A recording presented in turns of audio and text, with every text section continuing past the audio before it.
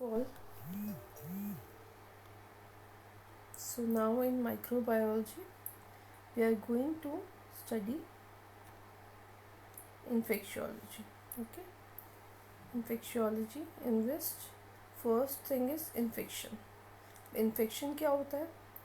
जब भी कोई एक sterile space is invaded by a pathogen, कोई भी माइक्रोब अगर एक स्टेराइल स्पीस में चला जाता है, स्टेराइल स्पीस मतलब जहाँ पे कोई भी माइक्रोब नहीं है, कोई भी उसके स्पोर्स प्रेजेंट नहीं है, जैसे कि cerebrospinal fluid, blood, urine, body fluids.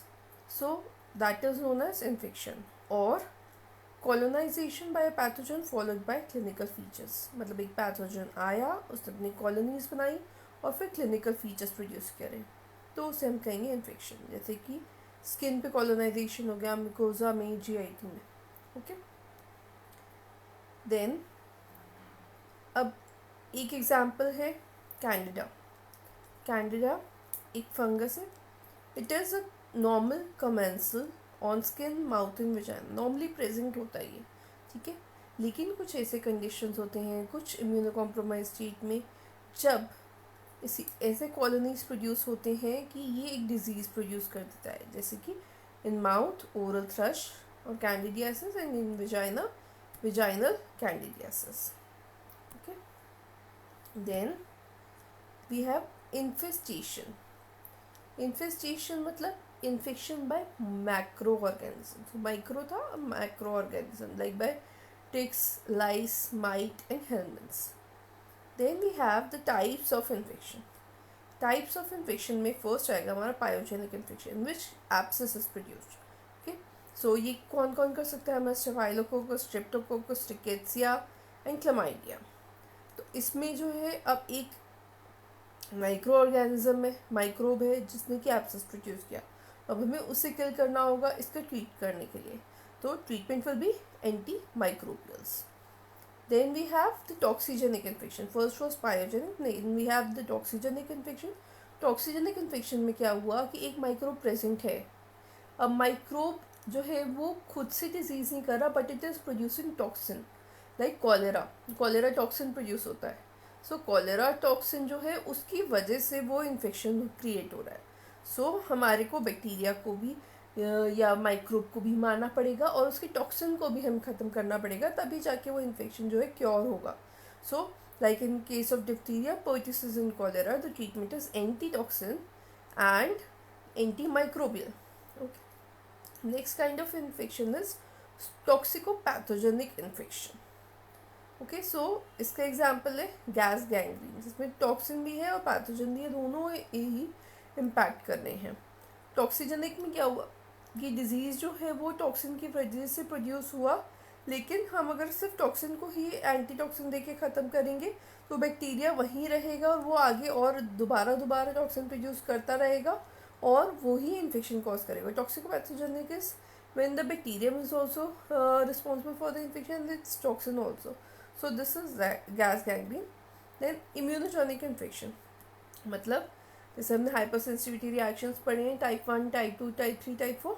सो इम्यूनोजेनिक इन्फेक्शन में क्या होगा, जैसे ही एक माइक्रोब ने इन्फेक्शन क्रिएट किया उसके बाद में उसके अगेंस्ट हमारी बॉडी ने हाइपर सेंसिटिविटी रिएक्शन प्रोड्यूस किया. लाइक टाइप 1 हाइपर सेंसिटिविटी में allergic broncho pulmonary aspergillosis. Then we have type 2 hyper sensitivity, rheumatic fever. Type 3 post streptococcal glomerulonephritis. Type 4 granuloma like in TB, leprosy and syphilis. Then we have biofilm mediated infection. अब इसमें क्या होता है, एक biofilm produce होती है. क्या होता है biofilm? It is a multi drug resistant bacterial colony communicating through quorum sensing. Okay, so क्या होता है, इसके अंदर एक बैक्टीरिया की कॉलोनी प्रोड्यूस होती है. लाइक प्लाक है, हमारे डेंटल केरीज में प्लाक है, एक बैक्टीरियल कॉलोनी है, ठीक है, जिसके अंदर जो बैक्टीरिया है वो एक दूसरे से कम्युनिकेट कैसे करते हैं, थ्रू अ प्रोसेस होना है कोरम सेंसिंग. क्या चीज़ कहते हैं हम? Quorum sensing. ओके,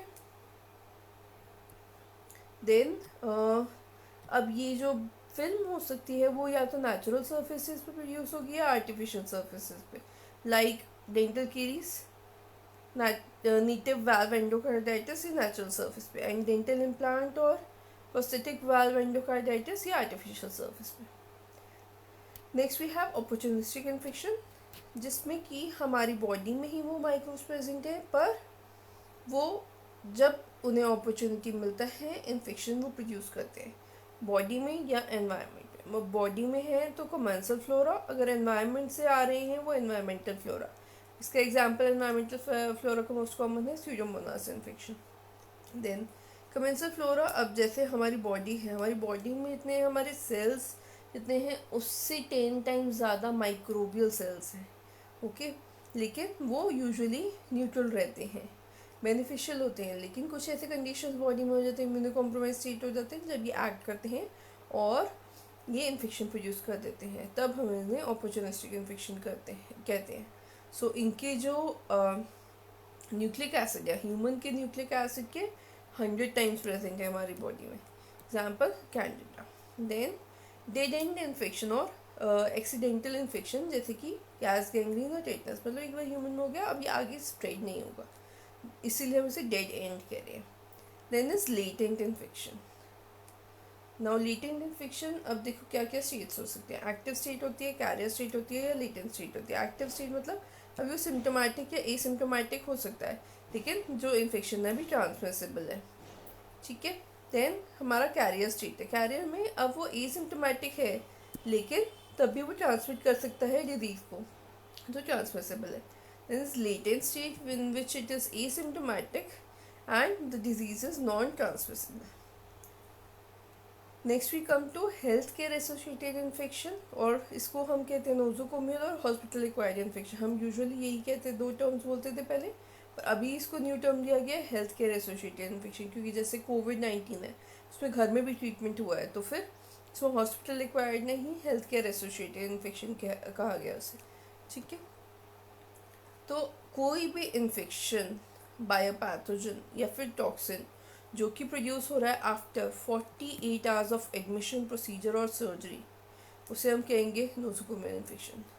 और if it is up to 30 days of discharge, up to 1 year of implantation, और all occupational infections which are not present और इंक्यूबेटिंग इनिशियली, उन्हें हम कहेंगे hospital acquired infection, nosocomial infection और health care associated infection.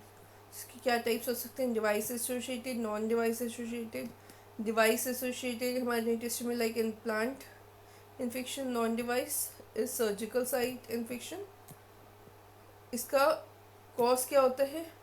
Multi drug resistant bacteria, okay. So this was something about infections and something about the history of microbiology, like the father of modern medicine, father of microbiology, ये सारा मैंने आपको एक infographic के form में एक short video में upload किया है। So do watch that video also, because those questions can be directly asked as MCQs. Thank you.